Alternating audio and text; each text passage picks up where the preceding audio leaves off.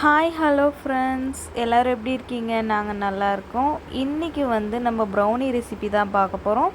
உங்களுக்காக தான் இந்த வீடியோ மேக் பண்ணியிருக்கேன். வாங்க வீடியோக்குள்ளே போகலாம்.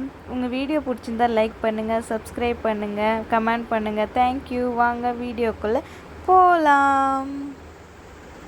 ஃபஸ்ட்டு நம்ம ப்ரௌனி பேட்டர் ரெடி பண்ணுறதுக்கு முன்னாடி டின்னில் நம்ம பட்டர் ஷீட் போட்டு வச்சுக்கணும். அன்சால்ட்டட் பட்டர் தான் எப்போவுமே நம்ம யூஸ் பண்ணணும். அதுக்கப்புறம் டார்க் அமௌண்ட் சாக்லேட் எடுத்துக்கலாம். நான் 2 kg செய்கிறேன். உங்களுக்கு 1/2 kgக்கு மெஷர்மெண்ட் நான் லாஸ்ட்டில் தரேன். அது மறக்காமல் செக் பண்ணி பாருங்கள். நான் ஓவனில் 2 மினிட்ஸ் வச்சுட்டு மெல்ட் பண்ணி எடுத்துக்கினேன். நீங்கள் டபுள் பாயிலிங் மெத்தடில் கூட மெல்ட் பண்ணி எடுத்துக்கலாம். ஆல்ரெடி நான் வீடியோவில் போட்டிருக்கேன் டபுள் பாயிலிங் மெத்தட் எப்படி பண்ணணும்னு சொல்லிட்டு. கீழே சுடு தண்ணி வச்சுட்டு அதுக்கு மேலே பவுல் வச்சுட்டு அது தண்ணி மேலே படாத அளவுக்கு வச்சுட்டு நம்ம மெல்ட் பண்ணி எடுத்துக்கணும். நான் ஃபுல் அண்ட் ஃபுல் நாட்டு சக்கரை யூஸ் பண்ணி தான் பண்ணுறேன். நம்ம ஒயர் விஸ்க் யூஸ் பண்ணி கூட பண்ணலாம். பட் நான் 2 kg பண்ணுறதுனால பீட்டர் யூஸ் பண்ணி பண்ணிகிட்ருக்கேன். நீங்கள் நார்மலாக 1/2 kg அந்த மாதிரி பண்ணுறீங்கன்னா ஒயர் விஸ்க் யூஸ் பண்ணி பண்ணுங்கள். ஃபஸ்ட்டு ஸ்பீடில் மட்டும்தான் நான் போட்டுட்ருக்கேன். அதுக்கு மேலே யூஸ் பண்ணக்கூடாது ப்ரௌனி பேட்டருக்கு. நீங்கள் ஒயர் விஸ்க் வச்சு செஞ்சிங்கன்னா சுகரை பவுட்ரு பண்ணி சேர்க்குறங்க. அப்போ தான் கரையும். இல்லைன்னா அப்படியே போட்டிங்கன்னா ரொம்ப நேரம் கலக்க வேண்டியதாக இருக்கும். அப்புறம் கை வலிக்கும். அதனால் பவுட்ரு பண்ணி சேருங்க. நான் இப்போ ஃபஸ்ட்டு ஸ்பீடில் வச்சு இப்போ பீட் பண்ணிக்கிறேன். ப்ரௌனி மேலே கிரிங்கிள் டாப் வரத்துக்கு காரணமே பவுடர் சுகரும் நாட்டு சர்க்கரையும் மட்டும்தான். அதை நல்லா மிக்ஸ் பண்ணி எடுத்தால் தான் சூப்பராக கிரிங்கிள் டாப்போடு வரும். நான் இன்றைக்கி கோதுமை மாவு யூஸ் பண்ணி தான் செஞ்சுருக்கேன். நான் நிறைய மைதா யூஸ் பண்ணி செய்கிறதில்ல, கோதுமை மாவு வச்சு தான் செய்கிறேன். எல்லாம் கலந்து முடிச்சதுக்கப்புறம் நம்ம பீட்டரை எடுத்து வச்சிடலாம். அப்புறமேட்டுக்கு இந்த மாதிரி ஸ்பேட்சில் வச்சு ஜென்டிலாக மிக்ஸ் பண்ணணும். இப்போ நம்ம வெட் இன்க்ரீடியன்ட்ஸ் எல்லாம் சேர்த்துடலாம். என்னென்னு பார்த்தீங்கன்னா கோகோ பவுடரும் கோதுமை மாவு மட்டும்தான்.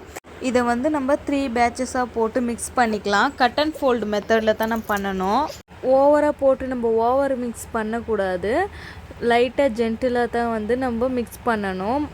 பார்க்குறதுக்கு கெட்டியாக இருக்கிற மாதிரி தெரியும். பட் கொடுத்துருக்க மெஷர்மெண்ட் படி போட்டிங்கன்னா கரெக்டாக வரும். இதே மெத்தடில் நீங்களும் ஃபாலோ பண்ணுங்கள். உங்களுக்கும் சூப்பராக ஃபட்ஜியான ப்ரௌனி கிடைக்கும்.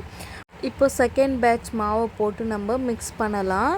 அடுத்து பார்த்திங்கன்னா நம்ம ப்ரீஹீட் பண்ணணும். நம்ம பேட்டர் ரெடி பண்ணுறதுக்கு முன்னாடியே நம்ம ஓவனை ப்ரீஹீட் பண்ணணும். 180 டிகிரியில் 10 மினிட்ஸ் ப்ரீஹீட் பண்ணணும். அதுக்குள்ளேயும் நம்ம பேட்டரெல்லாம் ரெடி பண்ணி முடிச்சிடலாம் ப்ரீஹீட் பண்ணி வச்சுட்டு. இப்போ பாருங்கள் எப்படி இருக்குது. நம்மளுக்கு கரெக்டான மெஷர்மெண்ட் படி நீங்கள் செஞ்சிங்கன்னா கரெக்டாக அந்த மாவு கரெக்டான கன்சிஸ்டன்சிக்கு வந்துடும். பாருங்கள் எப்படி கரெக்டாக வந்திருக்குன்னு சொல்லிட்டு. இப்போ நம்ம ட்ரேயில் பட்டர் ஷீட் போட்டு வச்சுருக்கோம் இல்லையா, அதில் நம்ம எடுத்து பேட்டரை அதில் ஊற்றிடலாம். இருக்கிறதுலே ப்ரௌனி ரெசிபி தான் ரொம்ப ரொம்ப ஈஸியான ரெசிபி. ரொம்ப சிம்பிளும் கூட. அவ்வளோ டேஸ்ட்டாக இருக்கும். செய்யும் போதே அவ்வளோ வாசனையாக இருக்கும். சூப்பராக இருக்கும். அதுவும் செஞ்சு மறுநாள் சாப்பிட்டோன்னு வச்சுக்கோங்களேன், ரொம்ப ரொம்ப சூப்பர் டேஸ்டியாக இருக்கும். பாருங்கள், இப்போ ஸ்பேட்சில் வச்சு எல்லாத்துக்கும் ஈவனாக ஸ்ப்ரெட் பண்ணி விட்டுக்கலாம்.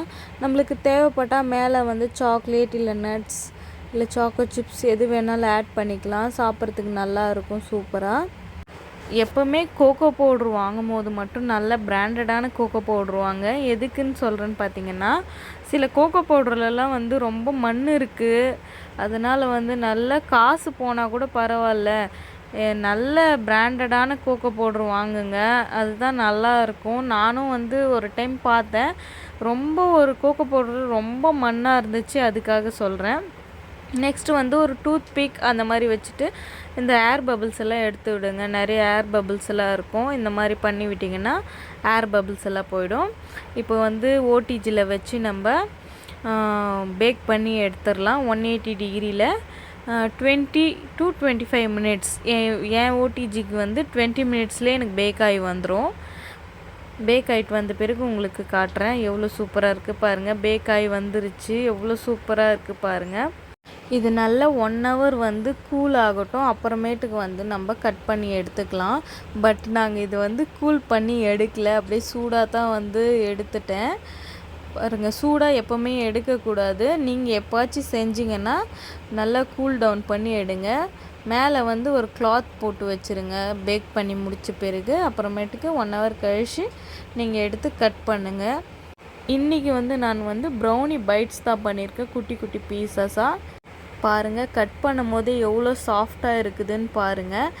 நான் உங்களுக்கு வீடியோ லாஸ்ட்டில் வந்து பர்ஃபெக்டான மெஷர்மெண்ட் கொடுக்குறேன், அதை வச்சு நீங்கள் செஞ்சு பாருங்கள், சூப்பராக வரும்.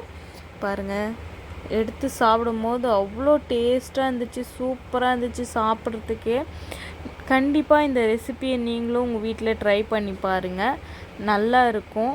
ப்ரௌனி தேவைப்பட்டால் கீழே தெரியும் நம்பருக்கு வாட்ஸ்அப் பண்ணுங்கள். ப்ரௌனி ரெடி ஆகிடுச்சு.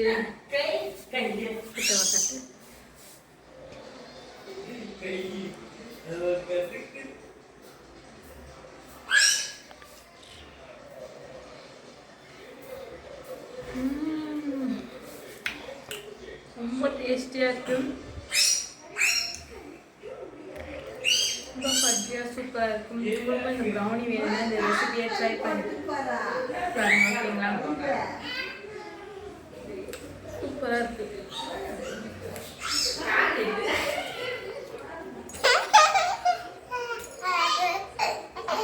எப்படி இருக்கு?